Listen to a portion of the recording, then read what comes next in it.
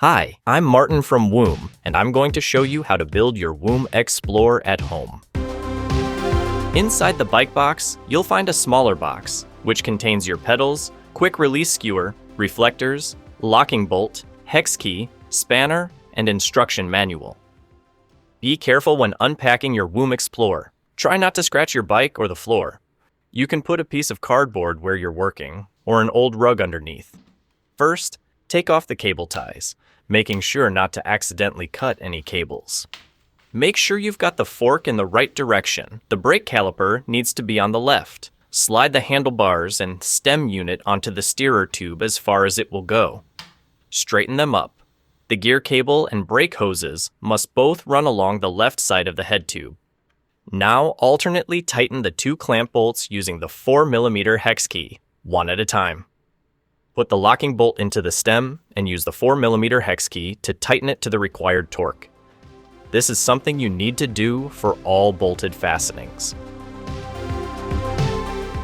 The pedals are marked with L and R. Install the pedal marked R into the right crank. Use the 15mm pedal spanner to tighten it clockwise. Now install the pedal marked L into the left crank. Tighten it in an anti-clockwise direction.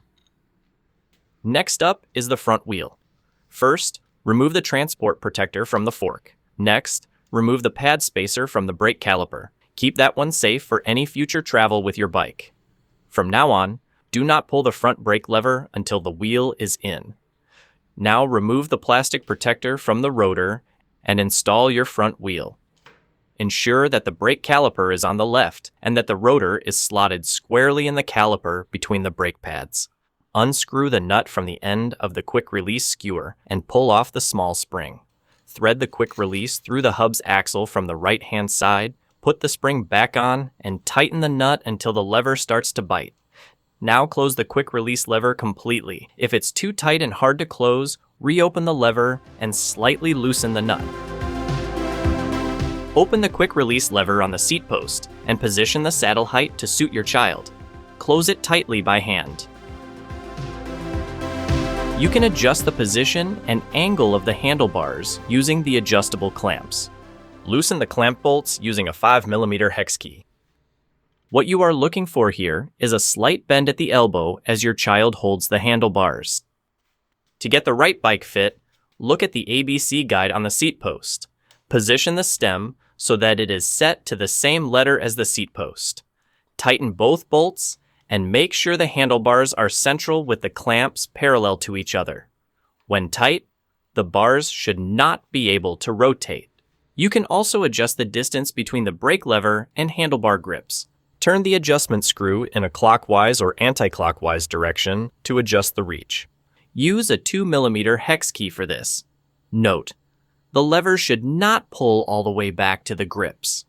To adjust the angle of the brake lever, loosen the clamp bolt using a 4mm hex key.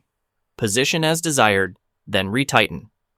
On the Woom Explorer 5 and 6, you can repeat this same process to adjust the position of the trigger shifter, but not on the Woom Explorer 4, as that has a twist shifter. You can also adjust the position of the grips. Loosen the clamp bolt on the grip ends with a 3mm hex key. Rotate the grip into the desired position and retighten. Fasten the white reflector onto the handlebars and the red reflector on the seat post. You'll need a crosshead screwdriver for the rear.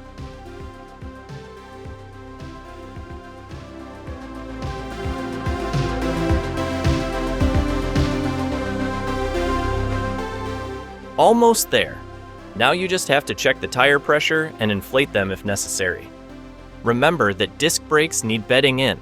The best way to do this is to brake repeatedly and drag the brakes several times in a safe space. Have fun with your Woom Explorer.